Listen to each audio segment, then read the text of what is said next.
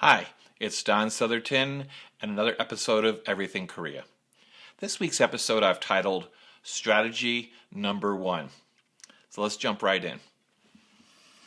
Last week, I promised to share my strategies for tackling Korea-facing problems. Strategy number 1. First, instead of a common Western approach founded in considerable upfront research, discussion, and review in which a sole, singular course of action is recommended, it's best instead to prepare 3 options and their related costs. This approach, I'd like to share with you, allows Korean senior management to consider alternatives.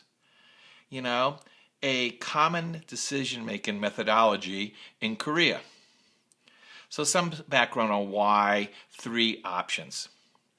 So stepping back to the mid-2000s and a joint American and Korean management workshop that I was facilitating for a client, one of the Korean team managers pointed out that in Korea it was a norm to present multiple options.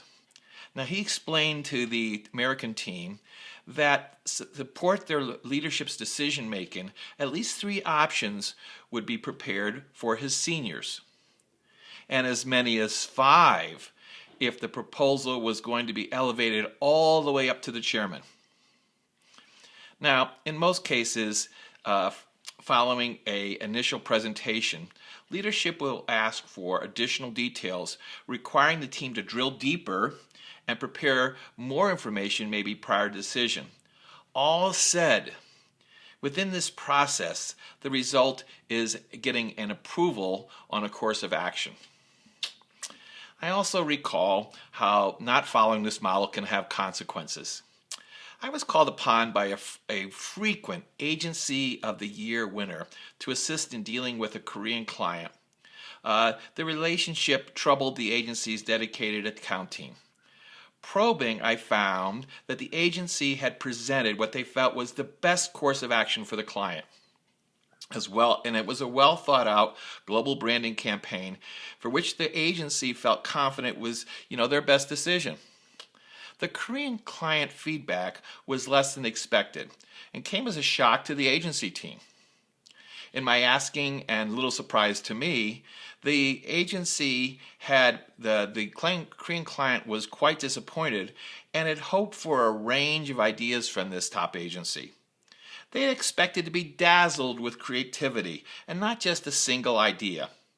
In my opinion, this was driven by the agency's world-class, award-winning creative reputation.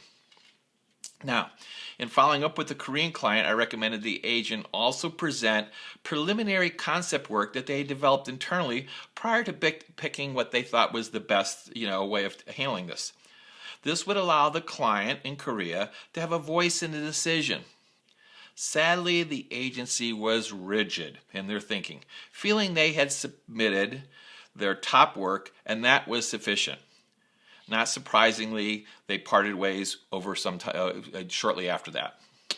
So again, presenting options is key. Next week I'll share a second strategy. So in the meantime, if you have any questions on the best format and how to present options, I'd be happy to discuss with you. Stacy, my personal assistant, and I've left her the email address here, stacy@koreabcw.com, and she can schedule a time for us to get together. Meanwhile, getting my weekly newsletter? If not, here's a link that you can subscribe to it. It's going to be embedded in the copy here. So again, until next week, Don Southerton wishing you all the best. Oh, one more thing. I'm back in California, so I'm wearing my California t-shirt today. Take care.